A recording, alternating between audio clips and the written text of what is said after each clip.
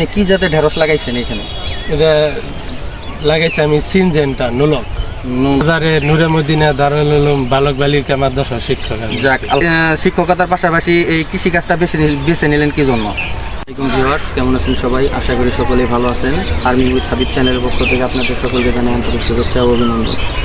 বরাবরের মতন চলে আসলাম নতুন একটি ভিডিও নিয়ে। আজকের ভিডিও আপনাদের সম্মুখে আলোচনা করব ঢেঁড়স কীভাবে রোপণ করতে হয়, বা ঢেঁড়স রোপণের আগে মাটি কী কী কীটনাশক ব্যবহার করে শোধন করে নিতে হয়, আর ঢেঁড়স কীভাবে পরিচর্যা করতে হয়, কখন কী ওষুধ ব্যবহার করতে হয়, কী পরিমাণের সার ব্যবহার করতে হয়, তো সেই সম্পর্কে আজকে আলোচনা করব। আমার চারপাশে দেখছেন যে এখানে ঢেঁড়স গাছ লাগানো হয়েছে, 10% হবে আর কি। তো এইখান থেকে খরচ বাবদ আর কি বছর শেষে দেখা যাব 1 থেকে 1.5 লাখ টাকা ইনকাম করা খুবই ইজি। তো খুব একটা বেশি কীটনাশক সারও প্রয়োগ করতে হয় না। আপনারা দেখতে পাচ্ছেন ঢেঁড়সের গ্রোথগুলো অনেক সুন্দর। তো এই সম্পর্কে আজকে আমি সরাসরি কৃষক ভাইয়ের সাথে আলোচনা করব। তো উনি আপনাদের সম্মুখে সরাসরি বলবে আর কি কী কী সার বা কী কী পদক্ষেপ গ্রহণ করতে হয়। চলেন তো সেই দিকে কৃষক ভাইয়ের সাথে সরাসরি আলোচনা করি। চলেন তাওহিদ ভাইয়ের সাথে সরাসরি আলোচনা করি ঢেঁড়স উনি কীভাবে রোপণ করেন। তো তাওহিদ ভাই, আপনি ঢেঁড়স রোপণ করার আগে কি কি সার ব্যবহার করছেন? ঢেঁড়স রোপণ করার আগে আমি প্রথমে বাংলা গুটি সার যেটা বলে ডিআইবি সার দিছি, তারপর আপনার ইউরিয়া সার দিছি, তারপর একটা ষোলো বরণ দিছি, এগুলো মিক্স করে একবারে ছিটাইয়া তারপরে আপনার মধ্যে হাল দিয়ে পরে বিচি রোপণ করছে। এই ঢেঁড়সটা আপনি কি জাতের ঢেঁড়স লাগাইছেন এখানে? এটা লাগাইছি আমি সিনজেন্টা নুলক। হ্যাঁ, নুলক। ঢেঁড়সের গ্রোথ তো দেখলাম আলহামদুলিল্লাহ অনেক সুন্দর, প্রচুর ফলন আসছে। তো এখান থেকে আপনি কীরকম প্রফিট আশা করেন?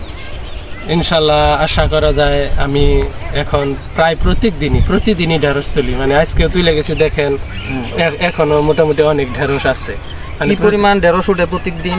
এখন কম ওঠে, 5-7 কেজি 8 কেজি এরকম ওঠে আর কি। এখন কম ওঠে আর কি, গাছ ছোট ছোট তো। জি, এখনো পুরোপুরি ফলন আসে না, গ্রোথ অনেক ছোট।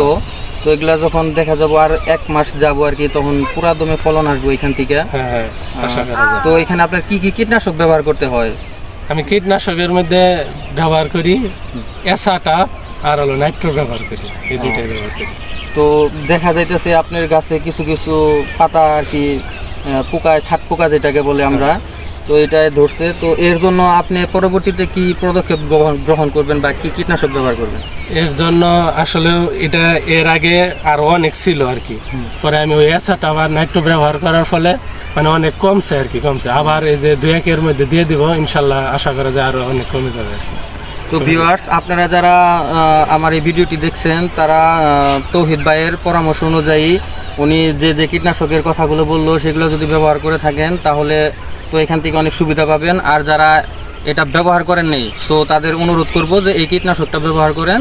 আর এটা ব্যবহার করলে দেখা যাবো আপনার খুব অল্প সময়ের মধ্যে গাছের যে ছাট পোকা থাকে বা ঢেঁড়সের কোনো প্রকার বালাইনাশক থাকলে এগুলো অতি তাড়াতাড়ি দূর হয়ে যাবে। তো ভাইয়া, এখানে কয় শতাংশ জায়গায় আপনি ঢেঁড়স লাগাইছেন?